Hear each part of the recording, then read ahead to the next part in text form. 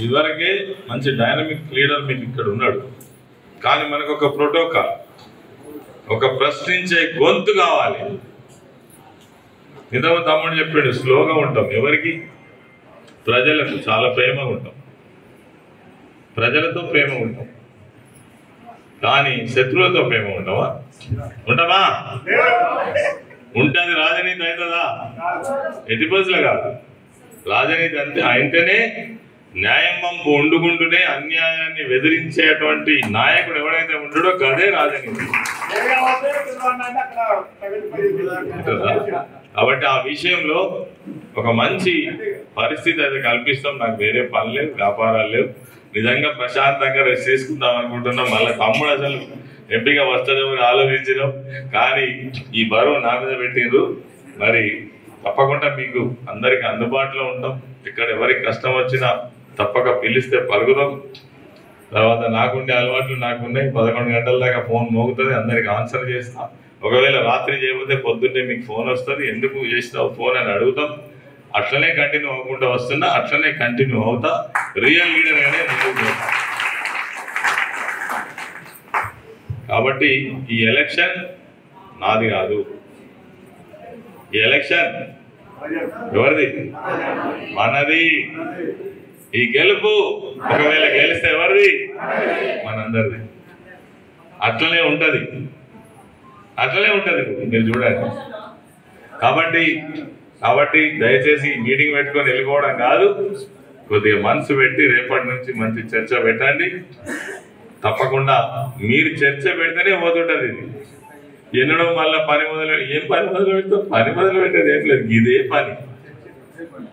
ఏ వార్డులో ఆ వార్డులో, ఏ ఊరిలో ఇంత పెద్ద సంఖ్యలో వచ్చినటువంటి మా మహిళా తల్లులందరికీ, అదేవిధంగా మా అన్నదమ్ములు, అధికారం లేకపోతే బతకలేవు.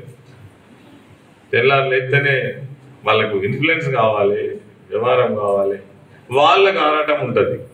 ఇక మనలాంటి నిజమైన నికారసైన పార్టీ అధికారంలో ఉన్నా లేకున్నా కేసీఆర్ గారి నాయకత్వం పట్ల, తెలంగాణ రాష్ట్రాన్ని తెచ్చిన పార్టీ పట్ల గౌరవంతో ఉన్నటువంటి నికారసైన నాయకులకి వీళ్ళే పొమ్మంటే ఎవరు? వాళ్ళకేం అవసరం. ఇక వీళ్ళు చాలు, టోటల్ పోతారు. పోయిటల్లో నువ్వు ఆగమంటే తాగుతాడా? ఎట్టి బస్సులు ఆగాడు, ఎందుకంటే ఆయన ఆల్రెడీ డిసైడ్. కాబట్టి వాళ్ళ కోసం ఆరాటం పడాల్సిన అవసరం లేదు. ఉన్నటువంటి పచ్చి పాల లాంటి నిజమైనటువంటి నికారసైనటువంటి నాయకులు, కార్యకర్తలు పచ్చడి మంది అయినా చాలు. వాళ్ళతోటే తెలంగాణ వచ్చింది, వాళ్ళతోటే తెలంగాణ రాష్ట్రం అభివృద్ధి చెందింది. మళ్ళా తిరిగి వాళ్ళతోటే రేపు తిరిగి మనం పూర్వ వైభవాన్ని సంపాదించుకోగలుగుతాం. పెద్ద రద్దీ పడాల్సిన అవసరం లేదు. ఇది పూర్వ చరిత్ర, కొన్ని విషయాలు మాట్లాడుకోవాలి కాబట్టి మాట్లాడుకుందాం. రానట్లయితే లేవు, మీ ఎమ్మెల్యేకి లేవు, ఎంపీకి లేవు. సరే, స్థానిక సంస్థల ఎన్నికలు ఇప్పుడు గెలిచినా కానీ చాలా ఇబ్బందిగానే ఉంటుంది, వాళ్ళదే పెద్దరికం ఉంటుంది కాబట్టి. ఇక అందుకే ఇవి కీలకమైన ఎన్నికలు. ఈ టైంలో ఖచ్చితంగా కాంగ్రెస్ పార్టీకి నిజంగానే వాళ్ళు మంచిగా పోతే మనకి ఇబ్బంది ఉండదు కావచ్చు, మనం కూడా పట్టించుకోకపోతాం. ఇక మంచిగా పోతారా 3 నెలల 100 రోజులలో మొత్తం హామీలు అమలు చేస్తా అన్నారు. ఒక్కటన్నా అడ్వర్టైజ్మెంట్స్ మాత్రం పేపర్లలో మొత్తం చేసినట్టే ఇస్తున్నారు. మొత్తం కాదు, మొత్తం అయిపోయినాయి అంటారు. అయిపోతే మరి రైతు బంధు ఎందుకు రాలేదు చెప్పు? పెన్షన్లు ఇప్పుడు 3 నెలలు అవుతుంది, 1 నెల పెన్షన్ వేసిండ్రు. ఎంతమంది అబ్బా? 46 లక్షల మంది పెన్షనర్స్, భర్త లేనోళ్ళు, ఒంటరి మహిళలు, గుడ్డోళ్ళు, గుంటోళ్ళు, వృత్తి మీద బతికేటోళ్ళు, నేత కార్మికులు, గీత కార్మికులు, చేతగానోళ్ళు, ఇలా మీ పెన్షన్ కోసం ఎదురు చూస్తుంటే మా జనవరి నెల ఎగబెడుతుంది, మార్చి నెల 29వ తారీఖు ఆఖరి రోజు చేస్తుంది. ఇప్పటి వరకు ఇవాళ 21వ తారీఖు పెన్షన్ రాలే. నేనేమనుకోవాలి? ఇక వీళ్ళు ఎట్లా మాట్లాడుతున్నారు అంటే, జనరల్ ఏముంటుంది అంటే, కొత్త ప్రభుత్వం సర్దుకొని చేద్దామనే చిత్తశుద్ధి ఉన్నోనికి అయితేనేమో మాట్లాడే విధానంలో తేడా ఉంటుంది. సర్దుకుంటున్నాం, డబ్బులు లేకపోవచ్చు, ఇంకేమైనా కావచ్చు, ఇంక కారణాలు ఏమైనా కావచ్చు, కానీ వాళ్ళు అట్లా మాట్లాడతలేదు. వాళ్ళు ఏదో బాగా పెద్ద ఘనకార్యం చేసి, వాళ్ళు చేసినటువంటి పెద్ద ఘనకార్యాలకే ప్రజలు ఓట్లేస్తే అధికారంలోకి వచ్చినట్టు ఫీల్ అవుతున్నారు వాళ్ళు. అందుకే విర్రవిగా మాట్లాడుతున్నారు. తమ్ముడు చెప్పిండు కదా, ఇంకా 1-2 తక్కువ చెప్పిండు. తొక్కిస్తారట, కనుగుడ్లు తీసుకొని గోళీలు ఆడతారట.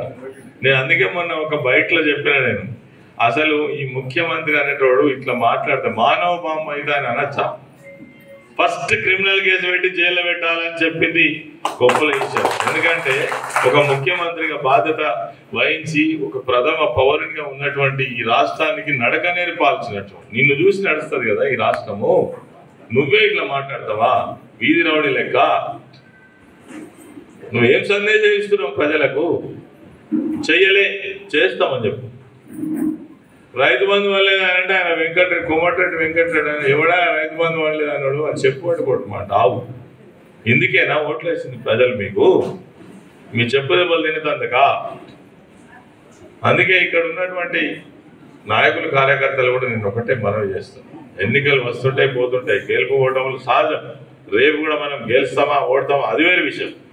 కానీ ఉన్నటువంటి వాళ్ళు, మొన్ననే ఒక చిన్న దెబ్బ తగిలింది మనకు.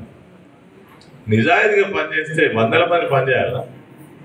ఇగో ఇక్కడ ఉన్నటువంటి వాళ్ళు, ఇక్కడ ఈ టౌన్కు సంబంధించి, ఈ రూరల్ మండలానికి సంబంధించి ఇక్కడ ఉన్న వాళ్ళు మనసు పెట్టి ఇట్లా పని చేస్తే ఈ మందమని ఊరును కూలబట్టి మళ్ళా కట్టచ్చు. అవునా కాదు?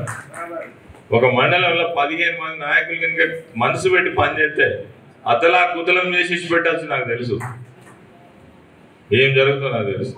అందుకే ఇప్పుడు మీరు పని చేయండి అని చెప్తున్నాం. తమ్ముడు చెప్పింది, నేను కూడా చెప్తాను.